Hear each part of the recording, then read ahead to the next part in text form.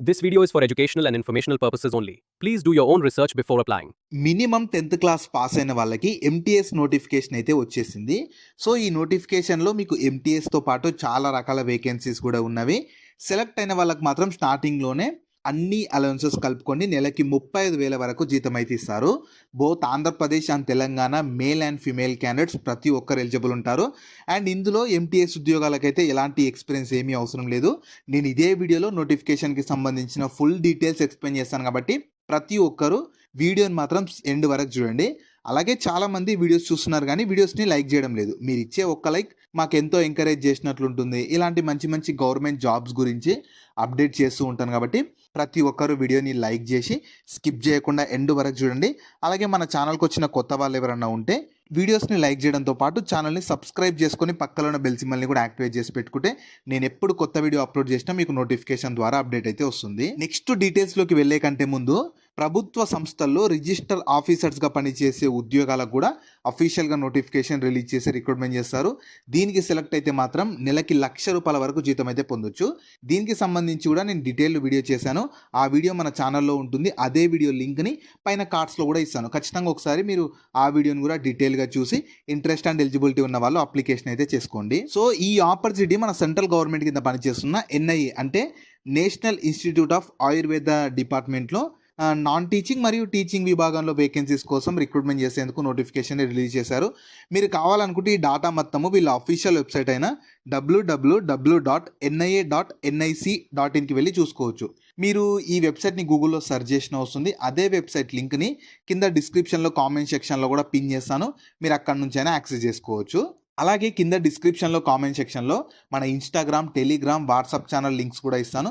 మీరు ఖచ్చితంగా వాటిని కూడా ఫాలో అవ్వండి. ఎందుకంటే నేను డైలీ వాటిలో ఇలాంటి గవర్నమెంట్ జాబ్స్తో పాటు ప్రైవేట్ ఇంకా వర్క్ ఫ్రమ్ హోమ్ జాబ్స్ గురించి కూడా అప్డేట్ చేస్తాను. మీరు మిస్ అవ్వద్దు అనుకుంటే మాత్రం ఫాలో అయితే అయిపోండి. సో ఫస్ట్ నోటిఫికేషన్ ఓరివి అయితే చూద్దాము.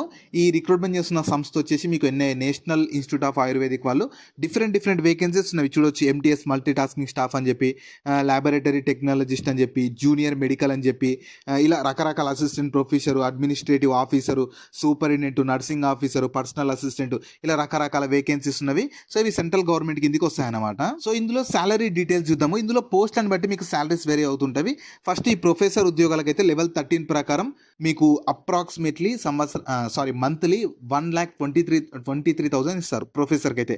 అసిస్టెంట్ ప్రొఫెసర్కి అయితే లెవెల్ 10 ప్రకారం అప్రాక్సిమేట్లీ 57,000కి పైగా ఇస్తారు. రేడియాలజిస్ట్కి అయితేనేమో లెవెల్ 11 ప్రకారం మీకు అన్ని అలవెన్సెస్ కలుపుకొని 67,000 ఇస్తారు. నర్సింగ్ సూపరింటెండెంట్కి అయితేనేమో లెవెల్ 10 ప్రకారం 56 ఉంటుంది. ఇంకా అదర్ పోస్ట్లకి అంటే ఇందులోనే మీకు ఎంటీఎస్ కూడా ఉంటుంది. వీటికైతేనేమో లెవెల్ 2 నుంచి లెవెల్ 7 వరకు శాలరీస్ ఉంటాయి. అంటే మంత్లీ 25,000 నుంచి 50,000 వరకు పోస్టులను బట్టి మీకు శాలరీస్ అయితే ఉంటాయి. సో నెక్స్ట్ ఎలిజిబిలిటీ క్రైటీరియా అంటే క్వాలిఫికేషన్ చూడండి. నేను పోస్టుల వారీగా చెప్తాను, స్కిప్ చేయకుండా చూడండి. ఫస్ట్ ఎంటీఎస్ మల్టీ టాస్కింగ్ పోస్ట్కి అయితే మీరు 10th క్లాస్ పాస్ అయితే సరిపోతుంది. మీకు వేరే ఎక్స్పీరియన్స్ ఏమీ అవసరం లేదు. ఈ ఎంటీఎస్కి కేవలం మినిమం 10th పాస్ అయితే సరిపోతుంది. ఈ జూనియర్ ల్యాబ్ టెక్నాలజిస్ట్కి అయితేనేమో 12th విత్ డిఎంఎల్టీ పాస్ అయిన వాళ్ళు ఎలిజిబుల్ ఉంటారు. మీకు ల్యాబ్ ఎక్స్పీరియన్స్ ఉంటే అది డిజైరబుల్, కంపల్సరీ కాదు, ఉంటే ప్రిఫరెన్స్ ఇస్తారు. తర్వాత మీకు పర్సనల్ అసిస్టెంట్కి అయితే మీరు ఏదో ఒక డిగ్రీ చేసి షార్ట్ హ్యాండ్లో 100 words per minute టైపింగ్ ఉండాలి. అదే 40 words per minute టైపింగ్ ఉండాలి. మీకు షార్ట్ హ్యాండ్ అయితే 100 words per minute, టైపింగ్ అయితే 40 words per minute ప్రొఫిషియన్సీ ఉండాలి. కంప్యూటర్ నాలెడ్జ్ ఉంటే సరిపోతుంది, ఏమి ఎక్స్పీరియన్స్ అవసరం లేదు. తర్వాత నర్సింగ్ ఆఫీసర్ దానికైతేనేమో బీఎస్సీ లేదా డిప్లొమా ఇన్ నర్సింగ్ చేసిన వాళ్ళు ఎలిజిబుల్ ఉంటారు. విత్ వ్యాలిడ్ రిజిస్ట్రేషన్ ఇంకా ఎక్స్పీరియన్స్ ఉన్న వాళ్ళకు ప్రిఫరెన్స్ ఇస్తారు. నర్సింగ్ సూపరింటెండెంట్కి అయితేనేమో బీఎస్సీ లేదా MSc nursing with valid registration and 5 years supervisor లేదా అడ్మినిస్ట్రేటివ్ ఎక్స్పీరియన్స్ అయితే అడుగుతున్నారు. సో ఇలా కొన్ని పోస్టులకి ఎక్స్పీరియన్స్ అడుగుతున్నారు. మీరు ఖచ్చితంగా చూసుకోండి, ఒకసారి నోటిఫికేషన్ కూడా డౌన్లోడ్ చేసుకొని క్లారిటీగా చెక్ చేసుకోండి. నెక్స్ట్ చూడండి, ఇంకా ఈ రేడియాలజిస్ట్కి అయితేనేమో MBBS with MD and valid MCI కానీ ఎన్ఎంసీ రిజిస్ట్రేషన్ చేసి ఇంకా డయాగ్నాస్టిక్ ఇమేజింగ్ ప్రిఫర్డ్ ఉన్న అంటే దానిలో ఎక్స్పీరియన్స్ ఉన్న వాళ్ళకు ప్రిఫరెన్స్ ఇస్తామని చెప్తున్నారు. ఇంకా అడ్మినిస్ట్రేటివ్ ఆఫీసర్కి అయితేనేమో ఏదో ఒక డిగ్రీ చేసి ఉండాలి. విత్ అడ్మినిస్ట్రేటివ్ లేదా supervisor experience in government or reputed ఆర్గనైజేషన్లో చేసిన వాళ్ళకు ప్రిఫరెన్స్ ఇస్తారు. అసిస్టెంట్ ప్రొఫెసర్కి అయితేనేమో ఎండి లేదా MS in Ayurveda in relevant discipline with recognised by NCIMS desirable PhD చేసిన వాళ్ళకు ప్రిఫరెన్స్ ఇస్తారు. ఇంకా ఈ ప్రొఫెసర్ ఉద్యోగాలకైతే ఖచ్చితంగా ఎండి లేదా MS in Ayurveda in the concerned subject recognised by NCISM with required teaching లేదా రీసెర్చ్ ఎక్స్పీరియన్స్ ఉండాలి. సో ఇలా ఎంటీఎస్కి కానీ కొన్ని పోస్టులకి ఎక్స్పీరియన్స్ అవసరం లేదు, కొన్ని పోస్టులకి ఎక్స్పీరియన్స్ అడుగుతున్నారు. మీరు ఒకవేళ ఈ వీడియో చూస్తున్న వాళ్ళ ఫ్రెండ్స్ కానీ ఫ్యామిలీ మెంబర్స్కి ఎవరికైనా ఎక్స్పీరియన్స్ ఉంటుంది కదా, ఒకవేళ ఇక్కడ ఇచ్చిన వాటిలో ఎక్స్పీరియన్స్ ఉన్న పోస్టులు ఉంటాయి కదా, అది ఉంటే మాత్రం ఖచ్చితంగా వాళ్ళకి ఈ వీడియో షేర్ చేయండి. చాలా అంటే చాలా యూజ్ అవుతుంది. అండ్ ఎంటీఎస్కి అయితేనేమో కేవలం 10th పాస్ అయితే సరిపోతుంది, మీకు ఎలాంటి ఎక్స్పీరియన్స్ ఏమీ అవసరం లేదు. నెక్స్ట్ నెంబర్ ఆఫ్ వేకెన్సీ అయితే మీకు హ్యూజ్ వేకెన్సీ అయితే ఎక్కువ అయితే లేవు. టోటల్ 19 వేకెన్సీస్ ఉన్నవి. అందులో ఎంటీఎస్ నుంచి ఎక్కువ వేకెన్సీస్ ఉన్నాయి, 7 వేకెన్సీస్ ఉన్నవి. వీటిలో కూడా కేటగిరీ వైజ్గా ఇచ్చారు. నెక్స్ట్ మీకు అసిస్టెంట్ ప్రొఫెసర్ దాంట్లోనేమో 4 వేకెన్సీస్ ఉన్నాయి. మిగతా అన్ని సింగిల్ డిజిట్లోనే ఉన్నాయి, అంటే 1 డిజిట్లోనే ఉన్నవి.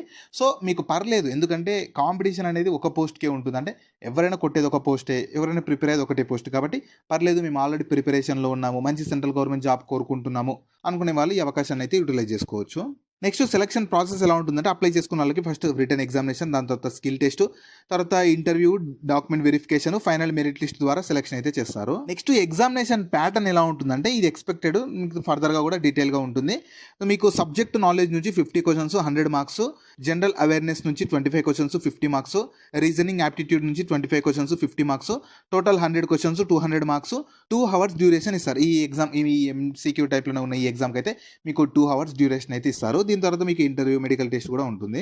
ఇంపార్టెంట్ డేట్స్ చూడండి, మీకు యాక్చువల్ నోటిఫికేషన్ 14th October 2025 రోజు రిలీజ్ అయింది కదా, కాకపోతే మీకు అప్లికేషన్ మాత్రం 24th October 2025 నుంచి స్టార్ట్ అయింది.